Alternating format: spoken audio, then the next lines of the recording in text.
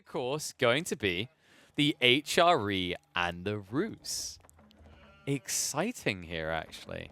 Pretty cool to kind of like see the Rus get through here. We don't see it quite frequently. Maybe we're going to get a reminder of why we shouldn't see it frequently. This is still a very powerful Civ on 4 legs.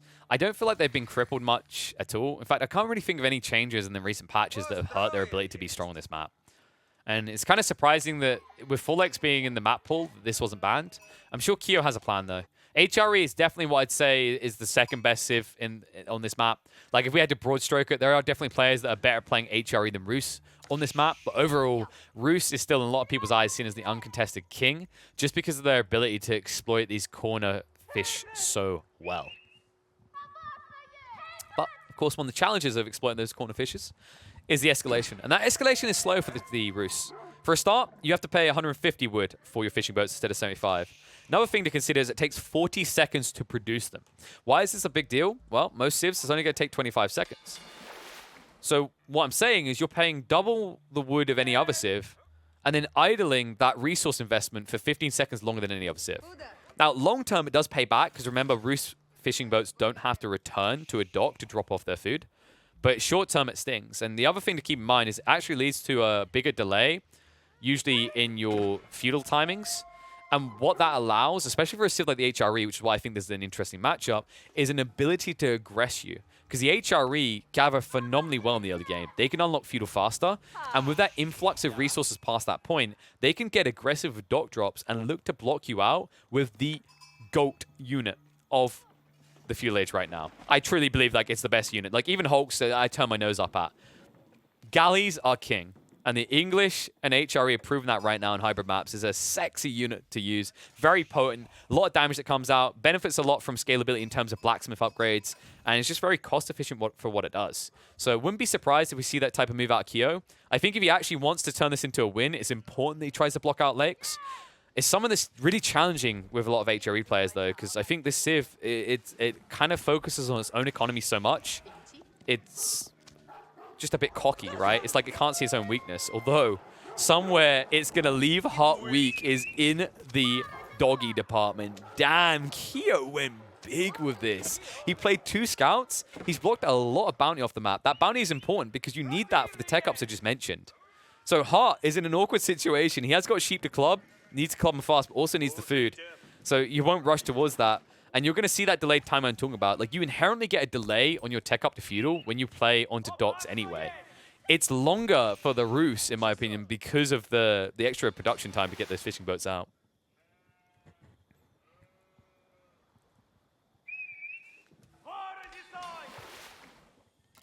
Yeah, you're going to see this now. These fishing boats, man, like, this is the thing. Like, there's some interesting questions to be asked around the gathering rates. Don't they just gather at, like, twice the speed? I think it's like, it's not twice the speed, right? I'm pretty sure it's not twice the speed. You can see the comparative. It's like 1.5 maybe? I think it's 1.5 would be more accurate. And the reason he's getting that, by the way, is because he went for extended lines. That's why. But the point is that the way you make the savings isn't in the difference in gathering rate. It's actually in that detail there. He just drops off.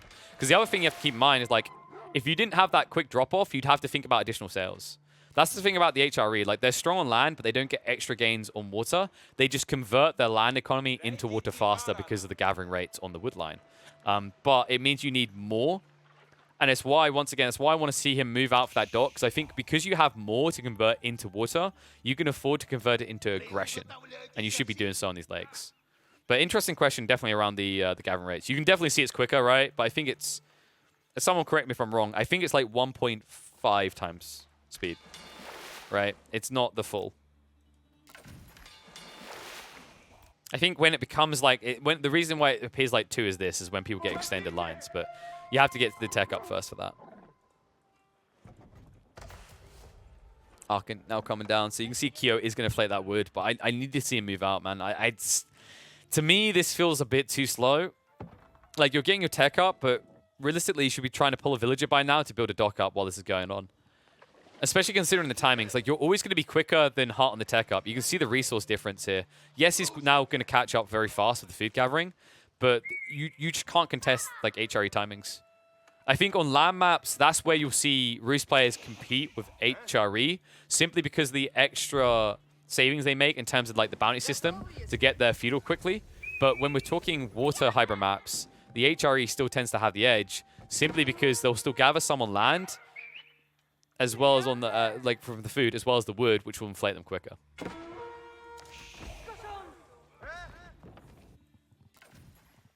I'm actually trying to remember the exact numbers now on the Lodya fishing ships. I don't think it's 2 times.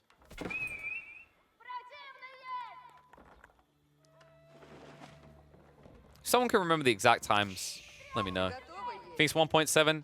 Yeah, that sounds more correct. It's like, I agree, it's definitely higher. So for those wondering, like deep water fish by default is 1 for most ships, but these bad boys do it quicker, right?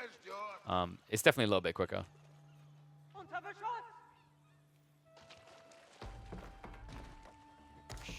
Deep water fish gather rate increased from 1 to 1.9.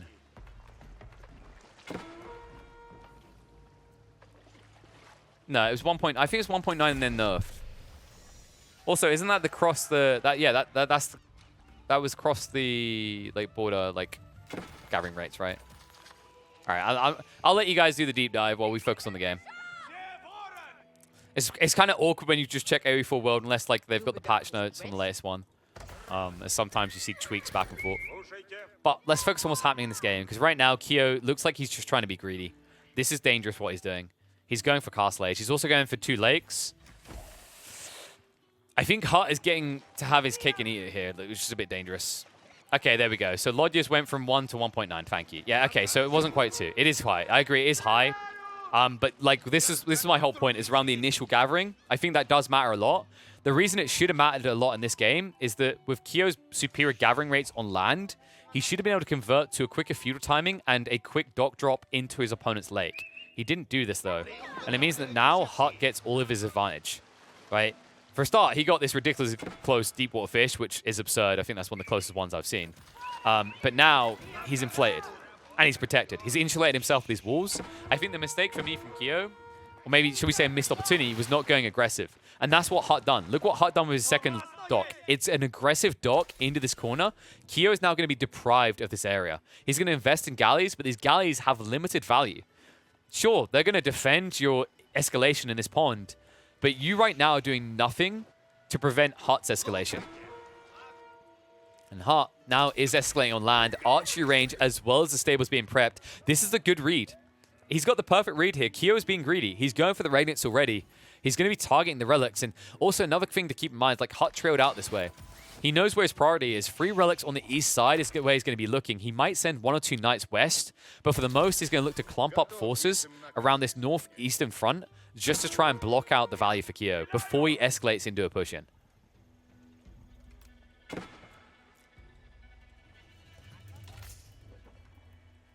Kyo. Yeah. It's going to be in the Spearman. The Spearman's a bad, bad move here, though. Archers are already coming out. This is the brilliant thing about playing the Roost against the HRE, is if they go skimpy, if they go budgeted and don't go into cavalry strictly, they do this. It's always this. The Spearmen just outright lose. Because when you're playing Roost, if there's one thing you can afford to build more of, it's something that costs wood. And in more than one way here. Not just the archers I'm talking about. It's the fact that now Hutt is sidestepping into a TC. I love this approach, actually. He's going to get a quicker investment return by going this route than going into another docks into a 3rd lake. And the cool thing you have to keep in mind is if he does combat Kyo on this lake, which he's doing right now with just 1 attack ship, if he blocks Kyo out of this lake, any investment into military turns to eco. This is something that I think gets glazed over. You know, we talk about these gathering rates being so good for the Lodyas and the fact they don't have to return. That's why it's so good for 4 lakes. Another thing is whenever they win on a lake, the unit they used to win becomes their economy. No other Civ can do this. It's absurdly powerful because of the savings, right? I invest all these resources. I invest 180 resources per attack ship. I don't want to hit the delete key afterwards if I can just alternatively pay a tiny price of 55 wood to convert them. And then they serve a greater purpose. It's such a big upside. It's why you also saw them dominate on Boulder Bay for so long, is their ability to just say, okay, you know, compared to like the Hulks of the French, I don't now have to delete these, right? I can just use them for something else. It's such a big advantage. And You can see a big advantage now. I mean, Hutt, his eco is so much bigger. Sure, Kyo, you could be deceived here. Remember that not all of his economy is on land. So if you look at the income numbers, they're not as good as they should apparently be if you think about an HRE player being only 10 eco units behind the Rus. But it really is starting to look a little bit grim. He needs to move out fast. He's trying to gather up these relics. He might get one for free, so that's a good start at least. The rest are going to be guarded, though. A good walling coming in from Hutt even walls the villager in. Means he always has a perma repair crew. And meanwhile, on the eastern front, he's going to look to lay out all of these relics. As a good choice as well, considering Hutt is looking to make his way up. However, he's going to make his way up with a high trade house. Cool choice here, actually. Because in this game, something we were talking about before we went into this series, we were having an argument around high trade house and Abbey of Trinity. And my point around that whole debate is, like, you go high trade house when you don't need many warrior monks. Like, there's not going to be the hard investment. This is the type of game where there's not a hard investment, because what's going to happen in this game, Hutt will build a monastery, he'll get one warrior monk, and he'll get these all for free. Because he's drawn all attention over here. He's got military pressure, and Kyo has to react to it. It's a pretty crafty maneuver. If they'd gone up at similar timings with similar military counts, Hutt would be forced to go into the Abbey of Trinity, because the warrior monks have to be more expendable. But with such a great economy due to the water-based eco coming through, as well as the double TC approach, and the fact that he's winning in the military count, he can actually afford these more premium units because less of them are going to die, and it's less of a burden on his economy because of how superior the Lodger fishing boats are going to be.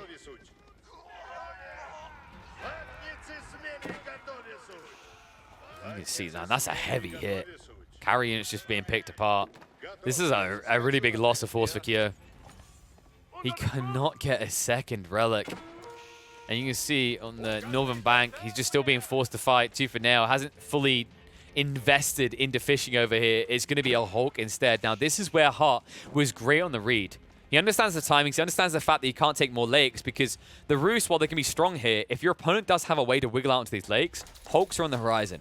And if you're not willing to invest in 10 attack ships to dictate flow in these corners, you're going to lose them. That's why I love this TC transition so well. So much, rather. It's just so good and done so well.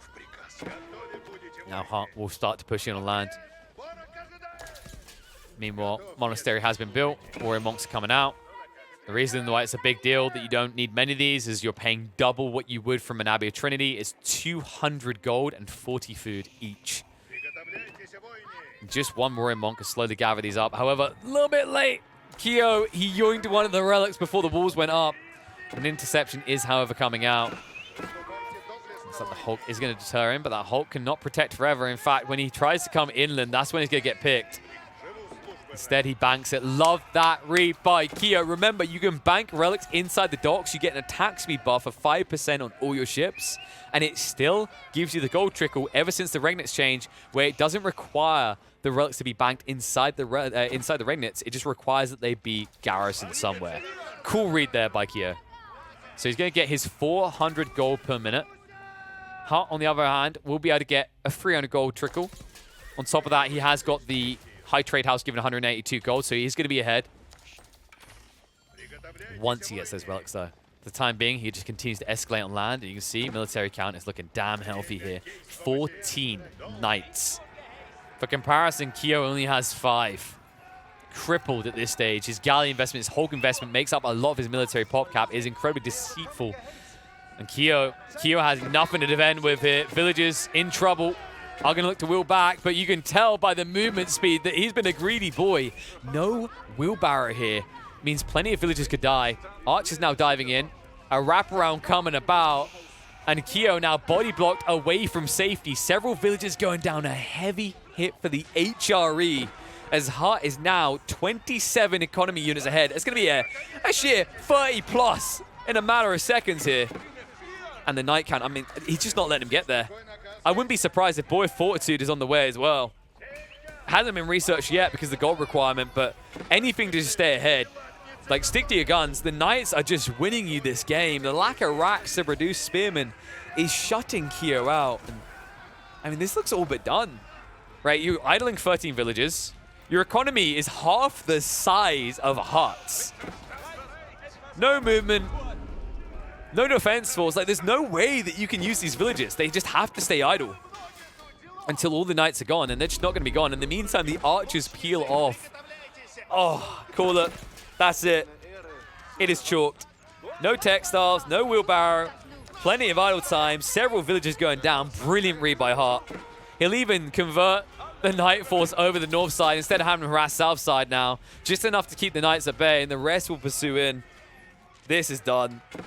Great read by Hutt. Great momentum. And the way that he transitioned on land is key here. Did not dip his toe in those lakes too long, understood his clear win condition, and converted for a land force when it mattered most is why he takes the win on 4 lakes. Hutt now leading the series, but can he close it out? On match point, Hutt is going to go to the trusted HRE. No stranger to this civilization. But on the other side, Kyo going for someone that's seen as quite a strong civ on this map, actually. It's going to be the Abbasids. In fact, from what I remember the Woodwall weekend, I'd say the 2 strongest civs were probably the Abbasids and the Mongols. Probably the 2 most picked civs as well, actually. A lot of people were trying to opt for the English, but I think what they learned quickly is like the English can work. I feel like the Abbasids and Mongols have a lot more flexibility.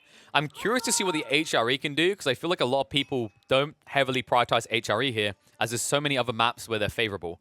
Most notably, the one we just saw would be on the list. Frisian Marshes is another one to go alongside 4 lakes, but Hutt has an idea, and I'm curious to see what it's going to be. Oh. Man, this is one thing that I kind of hate. Like, these spawns are vicious. And here's what I mean. Like, I was going to say one idea that might be coming from Hutt is the idea of, like, a very efficient Ark and Chapel on the wood line with extra resources nearby. I've seen some spawns where you get gold and maybe berries on the forward side. He's got nothing here.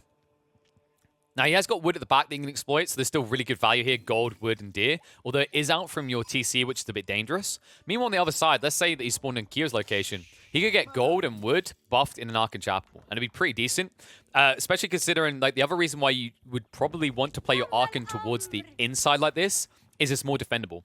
So when I have to transition farms, I do so a lot more safely than if I have to drop an Ark in here. There's a lot more open field that I have to defend, right? It just creates a more natural kind of choke point that can be defended. So a bit of a tough one. We'll see if Hutt does play out towards the deer. It's high value, but it does feel kind of high risk. In fact, there is... Oh, my God. Okay, maximum value here, folks. Arkan drop right here. Deer, wood, gold, and stone all gets buffed. Downside, you're out of range of your TC. So if you do make this play and Kyo goes into Archer Horseman Ball, he will kill you.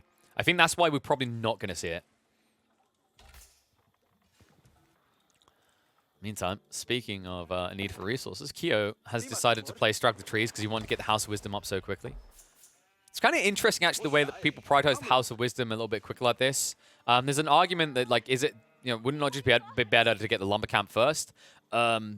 Yes, no. Like, I think it comes down to where your food and gold gathering rates are. I think the gold's further off, so you go for it earlier in the mining camp. That's when I think it's a little bit more optimal to do it this way with Strike the Tree to get a quicker tech up timing. Because, you know, the time it'd take you to build a lumber camp and go into the wood, you could have been starting the tech up, right? And that tech up is locked in. So you want to start it as soon as possible. The reason why this is a bit more optimal, by the way, is that you'll usually, like, because the Strike the Tree is so close, you can easily send one villager over and just have him take it down. And then you can kind of zerg that tree to get the initial wood required for the lumber camp. And you can see this timing coming through. I mean, Kyo is a little bit off the mark, actually. Because he didn't pull a second villager or keep a second villager there, his wood supply is inefficient. So he's just got 2 villagers walking all the way back here instead of already building a lumber camp. I think this is going to set him back a tiny bit. And we talked about the opportunity for Arkan. Oh... I mean, they call it aching for a reason, because this one right here is making my heart ache. Oh, I know that was terrible, but like, think about it, right? Like this, the reason why that fits is because there's so many times where we as HRE players look and we're like, damn, look at that value right there. That would be the best Arkan ever placed. But then we realize by doing it, we're probably going to get killed. And I think that's the issue for Hutt here, is he doesn't want to prolong feudal too much in this engagement, in this matchup. I think he wants a quick castle unlock, and that's why he's gone for a condensed Arkan. If he was willing to defend in feudal, I think we'd see him slap it out here, and we'd probably see him drop like an archery range in the stables. But I can kind of understand why he doesn't want to prolong this in the feudal, simply because with the way this is generated, with the time it takes your opponent to reach you and your opponent that you're up against, it's probably more valuable against the Abbasses to try and get a quick castle unlock. Because Abbasses want to play long feudal, right? They want to start massing horsemen. They want to bait you to mass horsemen. Because once that starts to happen, boom, they're just going to go into camels and counter you. On top of that, let's say you rely on spears. Well, you're relying on your spears against the Abbasses spears with phalanx. Once again, you lose. So the only upside you really get is the HRE in feudal is that you can get marching drills, so you move faster. But in terms of like damage output in a fight, the Abbasids should have the edge. And before anyone says that the HRE has better gathering rates, keep in mind that the Abbasids are naturally going to scale into multi-TCs. So the debate you have to have yourself is whether you think you can get across the map quick enough to shut down that TC boom. Because if the answer is no, which I think is Hutt's opinion on this map and the way that he has to run wide, then you're better off with the HRE just going castle.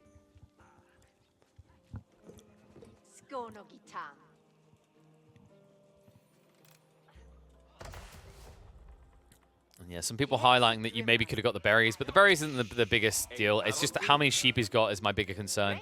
It still could have been okay on the Archon if he had plenty of sheep. Another issue is, like, why did the Archon have to be here? Could it not have been, like, maybe a little bit deeper? I think the mining camp stopped him from getting a better location. Like, if you didn't want to go for the deer, you could have went for the coverage where the mining camp is. In fact, I really don't understand. Well, actually, I do understand, but like, let me go through my thought process first. I don't understand why you wouldn't just delete the mining camp, because the Archon Chapel is a drop-off point. So you could just replace that on the gold vein, and you get 2 wood lines out of it. Now, to explain why he done this.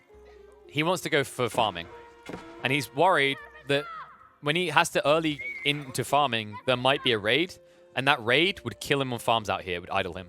By having the Archon this close, he can slot farms in here, and he needs to slot farms in. You just saw his sheep count. There's none left. So if he doesn't prep for farms now by getting enough wood here to quickly transition, he's going to be dead. Speaking of dead, scouts of Hutt are just gone. The power of the horsemen. Such a potent unit. And always frustrating to deal with the Abbasids. Like, I think this is another reason why the Abbasids are like S tier, because they can more easily go horsemen than any other civ, I think. Because usually, what's the response to a horseman? Like, you're up against horsemen, someone's going to say, the response is spears. No. The response is actually more, is horsemen. The way you count horsemen is building more horses. It sounds stupid, but think about it. Like, how do I choose to fight with spears? So if we're talking mid-map control, or I'm trying to go on the offensive, like, I don't have options with spears. With horsemen, like, I can try to outmass him, I can chase him at an equal opportunity situation, right? Like, spears can't chase. And horsemen, like, you want them anyway to deprive vision. Getting rid of scouts is a really big deal because it hides what you're doing next. Now, the reason why all this is important is if you get sucked into the horseman vacuum, it's playing to the Abbasid advantage. Because if you do both eventually go spears, they'll be better off for that. Even if you don't, they're going to go for an archery range and get a camel archer. And that aura debuff is going to lose you every battle imaginable. I think that detail is what is making Abbasids like so strong.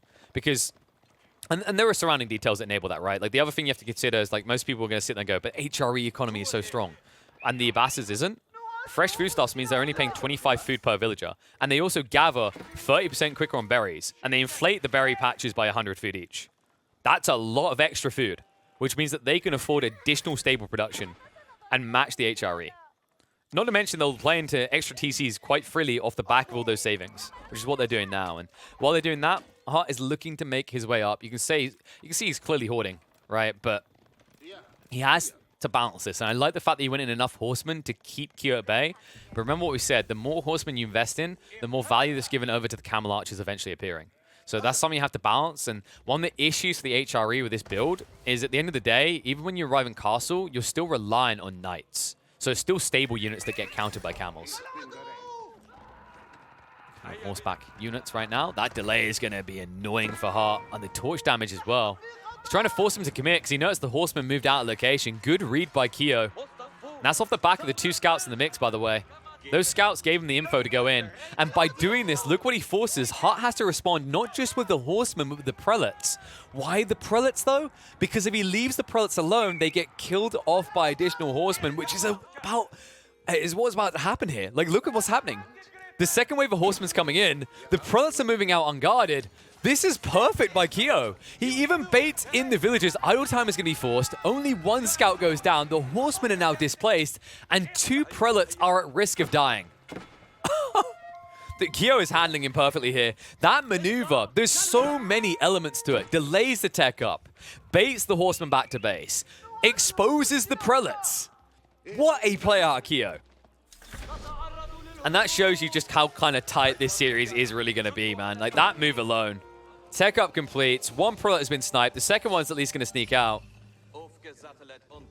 But Kyo now guards the south side as well.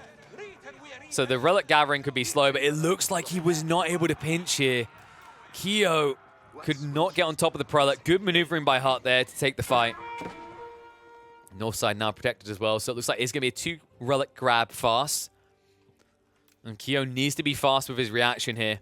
Prepping horsemen and now switching over into the racks, getting the spearmen out.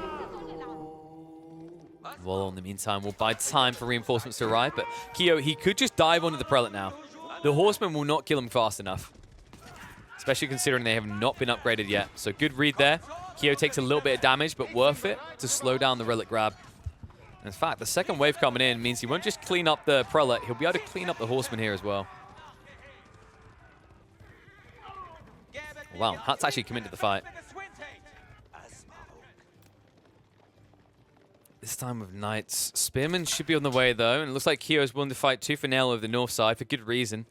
South side relics are a lot deeper, so a lot harder for Hutt to access, and he's already got 2 of the ones that he could easily access anyway. I like this choice by Kyo as well. A lot of people kill themselves when they try to play 2 sides of the map at the same time. Like, you're out-teched, right? And you've went for multiple TCs, but that's going to take time to make a return. So you can't act like you have the power to manipulate the entire map. You have to choose, and I like the choice by Kyo. However, this peel back, whoops. He sees the prelate walking in, but it's going to be too little too late to stop him.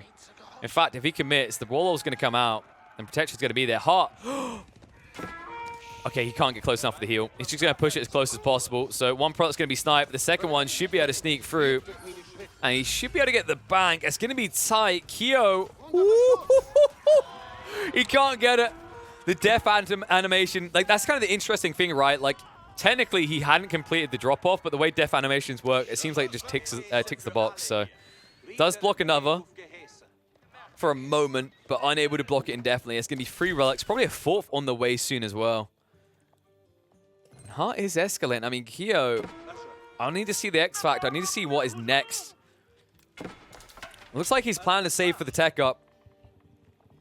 Kind of doing so from a position of weakness, though. Limited amount of spears are here to brace and hold, and we'll be able to pinch a knight for their troubles.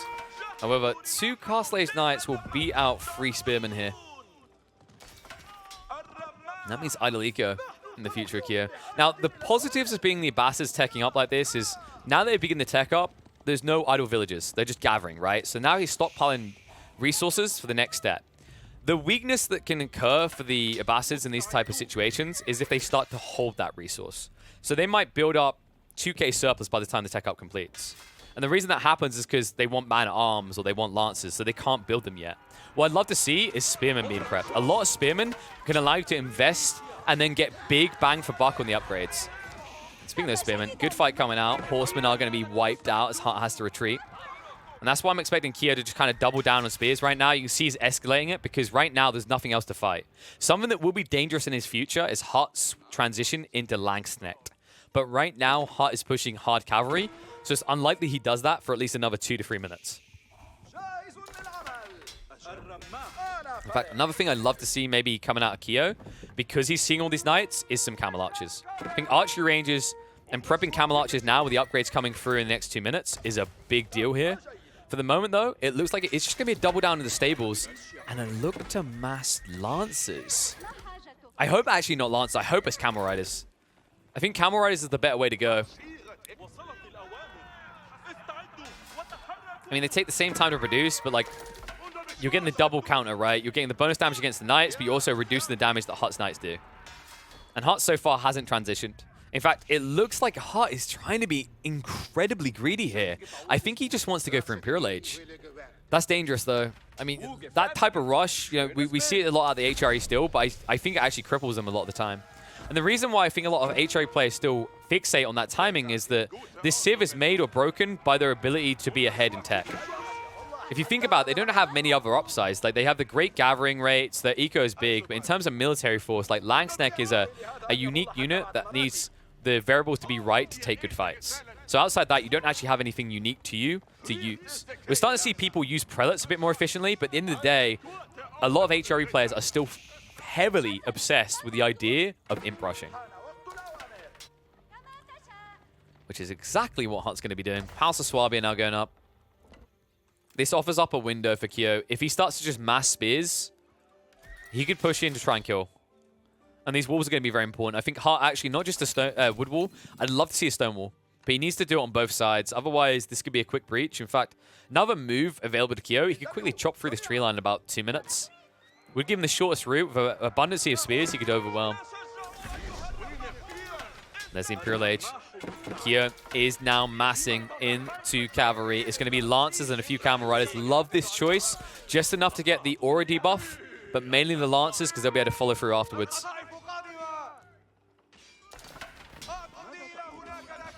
It's kind of weird how close that even was, right? Like, that knight, I think, was full health. Comes down to 90. Camel Riders reduced down to 60 from 270. Definitely a loss of a fight, but it's 3 knights versus 1 Camel Rider. And yet he does that much damage. And remember, these units cost the same thing, more or less. Well, they're 240 total, but the Camel Rider is 180 food and 60 gold. Whereas the knights cost more gold. And actually, if you think about it, that's actually better for the Abbasids because the resource they're going to have more of this stage is food. Gold, they can't get an influx extra of, right? It's not like your HRE. But with these berry patches, your food rates are already inflated.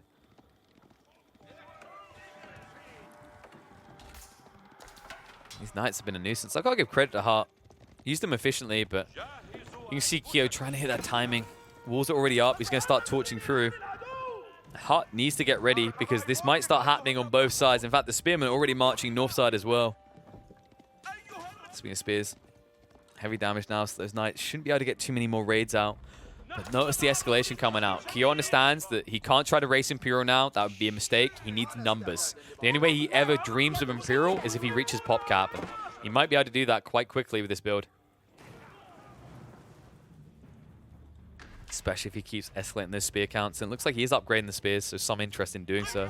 Second layer going up as Hutt tries to buy more time. One issue for Hutt is he hasn't farm transitioned yet. And he's got limited food access right now. Like, that's the difference, right? Is he just surrendered 2/3 of the map across to Kyo. Kyo can play into these berry patches. He can play into deer. He has options available to him. And he already is actually using those options. This is important. What's happening here is Kyo is offsetting the 75 wood per farm investment to get a powerful timing in castle. And it will be hit or miss. He either gets enough troops together to win, or Hutt stabilizes, gets late game, has all his farms online with better gathering rates, and survives.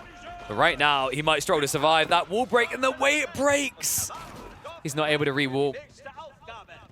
The outpost won't last long, remember. Spearman placement is, yeah, but the fortification is going to take too long. 750 HP structure going down. 5 villagers also bound to go down afterwards. They can't even move. And the push-in begins, and Hutt didn't set up a second layer of walls here. Will at least react on the northern side, but even then, I mean, Phalanx Spearmen up against the men-at-arms trade reasonably well, especially for their investment. Remember what we said about the food situation, Hutt.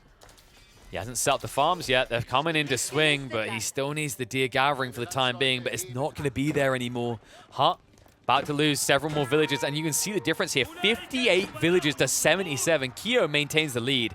So why I love this 2TC castle build. It's a lot more powerful than the 3TC build. It allows you to turn the screws, and on a map like Woodwall, when your opponent doesn't give an appropriate line of defense, it's a better way to go. It's a better way to approach the game. So a few villages go down. Plenty of idle time now being added in. And Hutt running out of resources because it's not just the food that's an issue that he's now resolving with the farms. By making this transition into farms, you just spend a lot of wood. Hutt doesn't have much wood available. Not accessible anyway. He hasn't defended the main wood wall. And he will struggle to do so now with the amount of lancers showing. Why is this an issue? Well, it stops you from transitioning further. It stops you from going hard into spearmen, which you'll need. Instead, you have to rely on man-at-arms. These man-at-arms could easily struggle due to their lack of brace. They won't have a way of stunning these lancers when they charge in.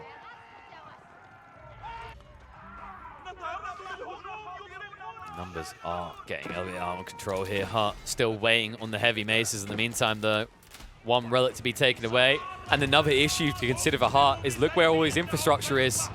All that expensive, at least in wood, infrastructure is on the front line. He's going to have to fight for it soon. In fact, Kyo should just try and force a fight by torching it all down. Mistakes like that are also going to cost Hutt dearly. A few of the troops getting picked up Hutt into the choke point, waiting hold for the moment, but a commitment comes out from Kyo. Kyo, who now also has the crossbows, and they are coming out in mass. It's a proxy base by Kyo. Yes! This is a beautiful read. If he was pushing archers from all the way back home, this would fall flat. But he's half the distance to reinforce. His counter is now in place, and Hutt was not prepared. He has no food. He has no counter. He has no transition available to him. All of his production is on the front side, and everything he can produce has been countered. GG gets called, and Game 5 is on the horizon. Ooh, lordy. And what a way to decide it. We're actually taking to one of Adney's creations here on Holy Island, where Hutt has been your atypical understands the plan type dude. You either pick English or French, but not Kyo. No, Kyo went a different way, an unexpected way.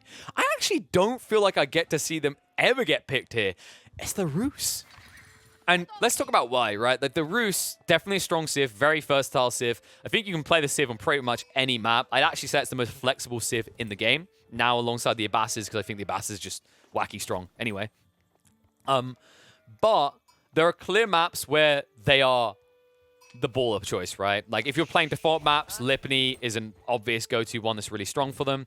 High View can still function really well. If you're playing on custom maps, Frisian Marshes and Four Lakes has to kind of be crowning kings in a lot of people's eyes. Although Frisian has fallen off in favor of HRE and French more often, but there's still so many maps you can choose them on. And usually one of those maps I mentioned is in the rotation, so all of a sudden, Rus, either it's banned already, or you want to pick it somewhere else. Curious to see what Kyo's game plan is here. I think the whole idea of just playing a prolonged assault on water is less beneficial to the Rus on a shared pond like this with a short route. The reason is because A, like you can't attack while moving anymore, and then that leads into B, well, if you can't attack while moving anymore, the English galleys are going to be stronger. Even more so when you consider that they now have a 10% discount by default. This is going to be a dangerous game for Kyo to play. In fact, Kyo might be forced to just take all those fishing boats he invests in and convert them to try and remain competitive. The danger of doing this is, you're going to take those extra 13 seconds to produce these, right? 38 seconds instead of the 25. And you're going to invest a lot more wood alongside it. And you're still going to have to pay a price on top of that to convert. Like, it feels kind of like a lose-lose situation. So what I'd love to see from Kyo is maybe a little bit of fishing, but maybe draw the attention on land, because the danger you face of relying on water is that the English will just escalate galley count. In fact, I wouldn't be surprised if Hutt eventually just drops one outpost in case he's on the defensive. That attack speed buffer in conjunction with the galleys will hold you back.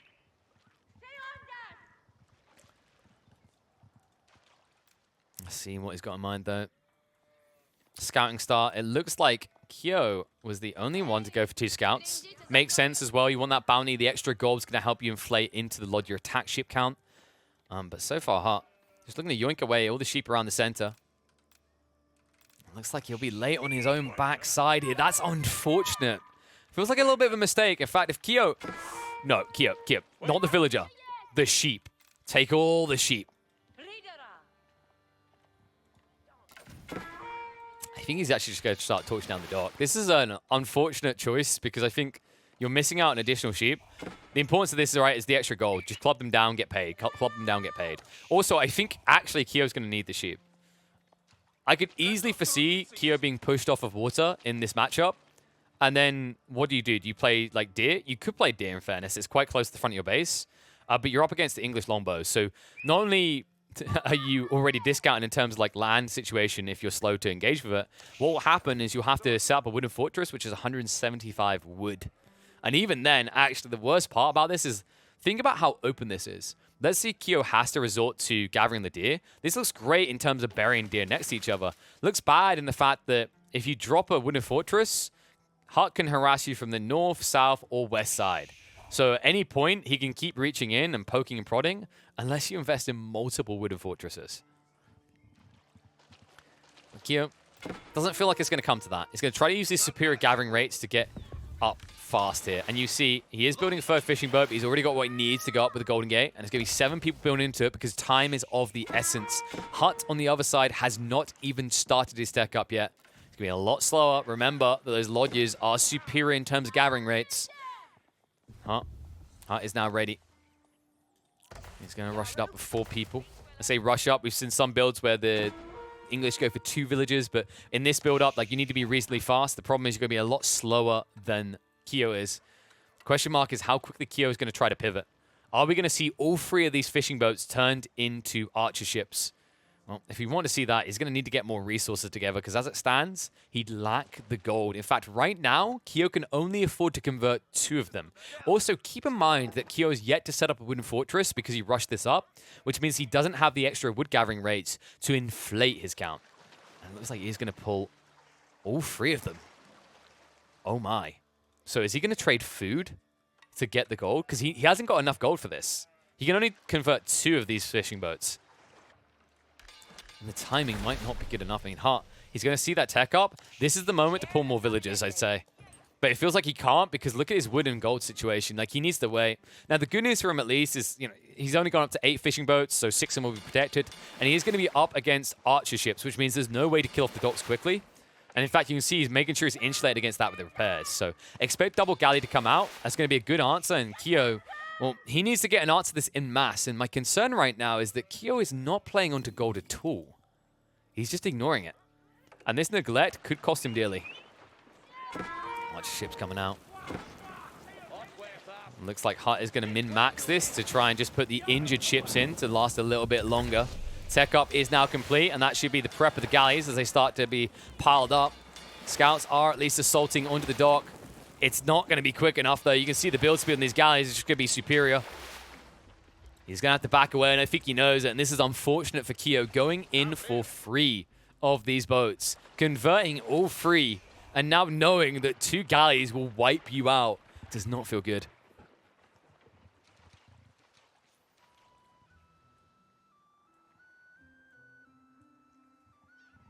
A lot of these discussions going on about who's going to qualify.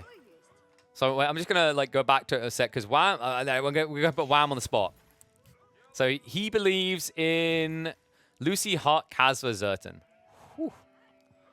I can kind of respect that choice, actually. And he's saying Magic, sort of, possibly, and Kapoch as well. I mean, like, Eric has a chance. Yeah, I think Eric's interesting in that Eric grinds, but maybe needs to, like, innovate his gameplay a bit more. But it's interesting to think about the people that can maybe make it, right? With Hutt still in there, Kyo still in there. Man, that's the interesting detail to me is, like, if Hutt can overcome his Kyo factor here, right? Because this has been a tight series, but I think a lot of people would argue that the Kyo is not, like, a top contender, judging by the list that was given. And that's not that he's not good. It's just, like, the field is so skilled right now, right? Like, I'd put Kyo more in line with where I put Recon, for example.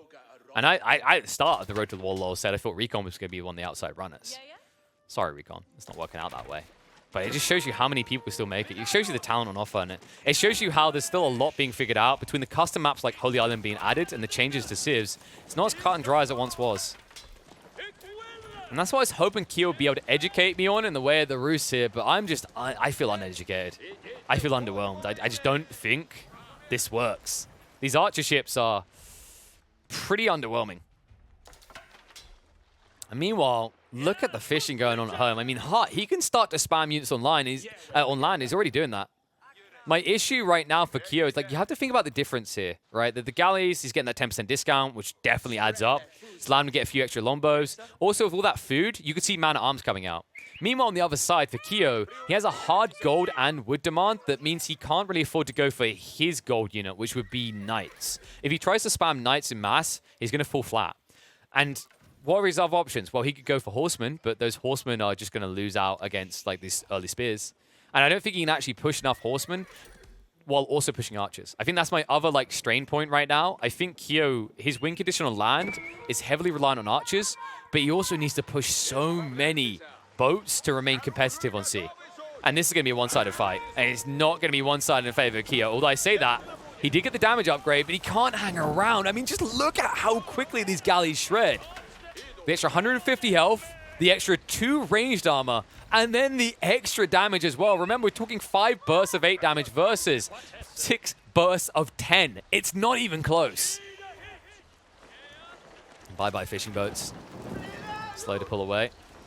So he's going to turn around, attack onto those archer ships now. And a nice pullback. Hutt baits him in. Kyo trying for good trades, but yet to get them, really. I mean, this is the thing. Hutt, he's going to create a second layer as he retreats. Get them just on the edge so he can't prioritize them. This is frustrating for Kyo. If he tries to commit, he knows he's going to lose more ships. And Hutt, he'll lose one, the galleys at this rate, but it feels worth it in the trade. New one coming out, pressure kept up, and keep in mind that Hutt, he does all this without Admiralty. That's now coming through. The extra attack range is going to make it impossible for Kyo to trade anymore. And keep in mind, he done all of this without the Steeled Arrow upgrade. Once that comes through, there's no shot for Kyo on the waterfront. Steeled Arrows might be on his way soon because Hutt is now pressuring on land as well. Archers came out a little bit too slow, and this is the issue for me. Kyo got sucked into the whirlpool that is naval combat for too long here. It was always looking like a losing fight, and because he hung around in it for so long, look at the impact of it. Hutt has momentum on land and sea. It's going to be a double boom up in that regard because he's going to be pressuring your eco, he's going to be forcing reactions on land, while also inflating his economy on sea, and you'll have no way of answering it. You see, I mean, these guys are going to clean up. There's no way you can compete. Just 3 of these bad boys is good enough. A 4th one coming in for good measure. And still no answer on land. In fact, I wouldn't be surprised if Hutt considers just going to siege engineering, like 1 ram here, just to try and delete the infrastructure. But so far, the big issue is every time Kyo pushes out an archer, he was just losing them because of the lombos. It looks like with the second archer range, he'll at least get some breathing room. Concern now is with the inflated eco, Kyo is on the clock, and oh man, he's been played like a fiddle. He can't touch anything. Credit to Hutt where it's due here as well. Like another detail that helped him, he got sails. Sails is so underrated when you push galleys. It's the only way, in fact, which Kyo could try and dictate pace. As soon as sails was there, like Admiralty was just the cherry on top. The sails was more important. And that's bye-bye to the last of the fleet. Bye-bye to Kyo's naval ambitions. He's going to be locked onto land in a situation where Hutt is already ahead in the military count. Will remain that way, and we see Kyo's only option is to now dip in for the second TC. Concerning to see in this configuration, limited defenses to keep Hutt at bay means that Kyo might find himself exposed quicker than intended, especially when you consider this. Where's his food? Look at the villager pool right now. I don't know. Like, I think Kyo wanted to go on the deer and he got blocked. He saw the scout showing up. Like, he has no choice. You have to go for it now. Hunter cam is going to be dropped, but you're going to be targeted here. This is my concern. We mentioned it earlier that even if you play for the safe deer near your base, how are you protecting it? You need 2 free wooden fortresses. And even that might not keep Hutt at bay with the count that he's escalating for now. And Kyo needs to be fast about this. I mean, he's at least getting into the wheelbarrow, right? So he's able to get away. No. No wheelbarrow. So when he tries to run away, it's going to be a big fat fail. He's got no textiles either. This wooden fortress takes a bit longer to build up, and it's a bit too long. Lombos are going to move in, and you're going to get punched. I love that optimization. Hutt injures one heavily, lets the spearman finish it off. He's going to kill them all off. That's it. Kyo's screwed now. Like, so many villagers going down. Archers are now reacting. So maybe he reclaims this territory, but damn, is this a deep hit. Hutt is 20 eco units ahead at 13 minutes in. Now just back up to the galleys. You want to know why, folks? Because the Lombos can still reach, and they can somewhat be protected by the galleys. Kyo getting a bit too close, my friend. He'll at least get the wooden fortress up, but query me this. How do you now gather the deer if Hutt just walks north? Because these Lombos can outrange the wooden fortress. Ay, ay, ay. Spim in the meantime are going to pay for themselves by taking down the 2 docks here. And a 3rd TC now from Kyo. The desperation sets in. I like the positioning, though. Far away in a limited resource area. Less likely that Hutt's going to look for this near the berry patch. But my, oh my, can you just smell the desperation coming from the Kyo camp? Hutt is already prepping for the next step, baby. With the amount of food he's gathering, he knows he can get the tech up and the knights out. There's just so many fishing boats working here. 15 on the shores. King's Pass complete, so now Hutt is going to inflate his land eco after bolstering his naval one. And with 4 stables at the ready, in the next minute, Kyo is going to be overwhelmed, and he has no counter. He's up Craps Creek without a paddle. No counter to the knights yet, and unlikely to get one anytime soon. Even more so when you consider that he's been lacking on the food. He's been getting blocked out. So how can you now afford spears as well? The answer is you probably can't. You need to delay, and the best way you can delay is walls. This is a good choice coming out from Kyo. The issue with the idea of walls, however, is you can use it for the southern flank. But how do you wall this? Oh, this is the pain of Holy Island. That's a appropriate name because it feels like you need to go to an island and pray to a deity for a win when you're this far behind. Kyo is at least going to clean up the spears, but my concern is what's coming behind this, my friend. It's already 4 knights in the field. Another 4 almost on the way. And Lombos now here as well. Upgraded Lombos.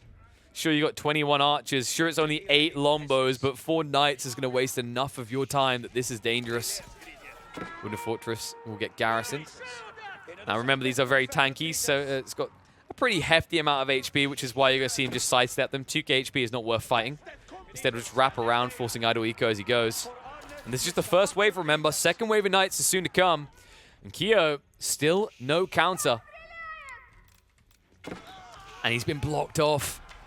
He'll garrison into the Wooden Fortress, but remember, this is just wave 1. The zombie apocalypse is upon him, and these zombies seem to have found a way to wear Kevlar armor. Yeah, I think this is the point where we start to acknowledge it's a bit chalked. I mean, Kyo is going to hold on for a miracle, but his archers, you know, they just don't have damage. They're doing 1 damage per shot. These knights are chunky at 230 HP. Early knights won't save him, especially with his limited food. Kyo only has 2 choices, mass spears or tech up. The problem is he's seen Lombos already showing, so spears don't seem like an option. A tech up seems impossible with knights diving and harassing you. This is pretty much it. Holy Island really does feel volatile. I think, like, I would love to see more people experiment with the idea of ignoring water. I know it sounds kind of crazy because of how powerful those deep water fish are, but it feels like this is the type of matchup where you have to bow to the power of the English. They are incredibly strong on this map. Then, that being said, they're incredibly strong in both regards, right? They can go for short bow rushes that we've seen be impactful here, but they can also just double down on galleys. It feels like maybe what Kyo needed was some sort of quick, fast, on-land approach, but it's very difficult against the English. I don't necessarily blame him for playing fishing. What I do blame him for is like doubling down on it. I like this idea of multi-TCs, but it came so delayed in the game that by the time he'd done it, Hutt had gathered enough resources, gathered enough momentum that he was able to answer on land as well. And I think that's why we're just at this point now where the game is pretty much over. And Kyo, definitely some lessons to take away from this, but definitely a lot of potential. I think like Kyo, he's still low on people's radars. He hasn't really been able to get those wham bam fanky man performances against like some of those goldy players, but you don't necessarily need that, right? You just need a clear run once or twice in the weeklies. You just need to like have the right path in the monthlies. If you think about the people that have taken out the picture, people like Marine Lord, Wham, Vortex, Poppy Port, and the list goes on, right? These people that are the highest threat. You could see a world in which maybe he can make it in the monthlies. I think it's going to get very tight into September and with the last chance qualifiers. So my advice to Kyo, just keep up at it. Maybe think a little bit more about the Civ choices, because I think this Roos pick never really hit. I don't feel like there was one stage, not even one moment in this game where it just felt like it was right. That's why everything's just going to go wrong for him, Kyo. I think that might be the GG state. The movement out onto this deer stack, as soon as it gets spotted by the man. Oh, that's it. I mean, the berries are drying up. The proxy base is irrelevant, folks. Like, it doesn't do enough for you. He's exposed on every front, and Hutt will proceed through. What a way to do it as well. He'll make his way through to the quarterfinals, and he'll do so in style.